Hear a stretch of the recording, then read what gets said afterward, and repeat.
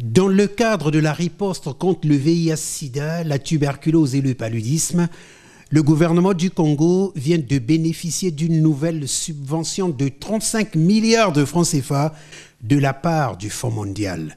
17 milliards de francs CFA affectés pour la lutte contre le paludisme, 18 milliards de francs CFA pour le VIH et la tuberculose.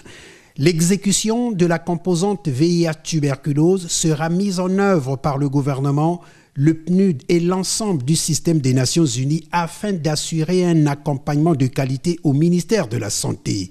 Malay Diop, représentant résident du PNUD, accompagné du coordonnateur des agences du système des Nations Unies, est allé réitérer auprès du chef du gouvernement l'engagement de son agence et celui de l'ensemble du système des Nations Unies à assurer une bonne exécution du projet.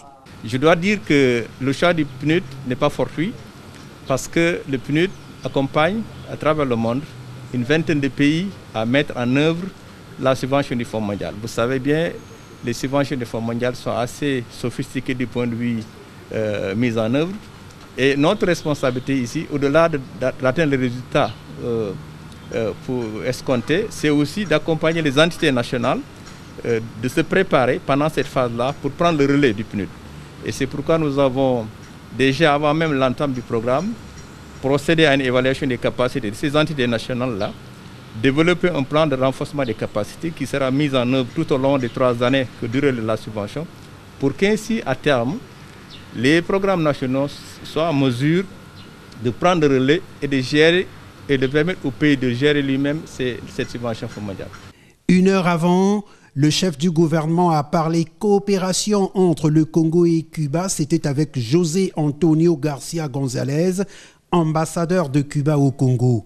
Au cours de leurs entretiens, les deux personnalités ont fait un large tour d'horizon des relations bilatérales. On a reçu l'année passée 256 médecins diplômés à Cuba. On verra d'ici à quelques semaines peut-être la remise des diplômes. On va voir la remise des diplômes ici au Congo. Et bien sûr, on est en train de regarder comment on va créer les conditions pour les diplômés de l'année 2021, qui seront environ 370.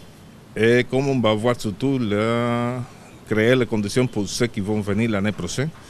Et on parle de presque 800 médecins qui vont arriver l'année prochaine. La coopération avec Cuba est surtout axée sur la santé, la formation de médecins congolais à Cuba et l'accueil de nombreux médecins cubains dans les établissements hospitaliers et les centres sanitaires du Congo.